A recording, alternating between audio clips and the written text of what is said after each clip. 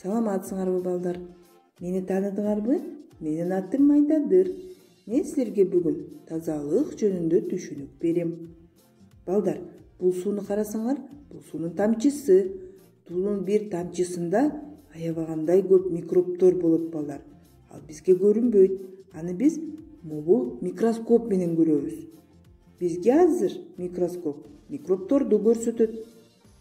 Карагыла балдар, кандай майда, кыймылдуу микробтор. Мындай микробтор топуракта да болот балдар. Силер көңүл буруп карасаңар, баарын көрөсүңөр. Бирок балдар, силер коркпогула. Биз сууну кайнатып ичсек, анда микробтор жок болот балдар. Андан сырткары балдар, биздин колубузда да бар экен микробтор. Карагылачы.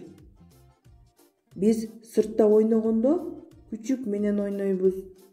Андан сырткары балдар, досторубуз менен кумда ойнойбуз. Ошол кезде биз үйгө келгенде колду жуубасак, колубузда мондай майда микробтор пайда болот экен балдар. Ошондуктан колубузду самын менен жуйлу. Микробтор самындан аябай коркушат. Биз эгерде колубузду самындап жуусак, анда микробтор бизден качышат момунтип. Балдар, эгерде биз жашылча жемиштерди да жуубастан жесек, анда жашылча жемиштердин ичиндеги микробтор биздин ичибизге кирет да биздин тамагыбызды оорутат. Анда биз жөтөлөбүз, ичибизди оорутат. Ошон үчүн балдар, биз жашылча жемиштерди таза жууп, андан соң жешибиз керек. Балдар, мен силерге колду ирети менен жууганды үйрөтөм. Биринчи колубуздун жеңин түрөбүз. Андан соң колубузду самын менен самындайбыз. Самынды кетирүү үчүн таза сууга чайкайбыз колубузду балдар. Андан соң таза сүргү менен колубузду сүрөбүз. Балдар, мен силерге бүгүнкү сабактан табышмак айтайын.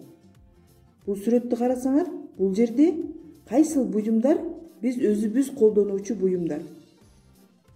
Силер акылдуу балдарсыңар, силер табасыңар. Ким тапты балдар? Кыйын эмес бул табышмак. Азаматсыңар балдар. Албетте биринчи бул тиш жууган щетка.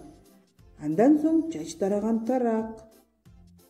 Андан кийин биз жуунучу сүргү. Андан стакан.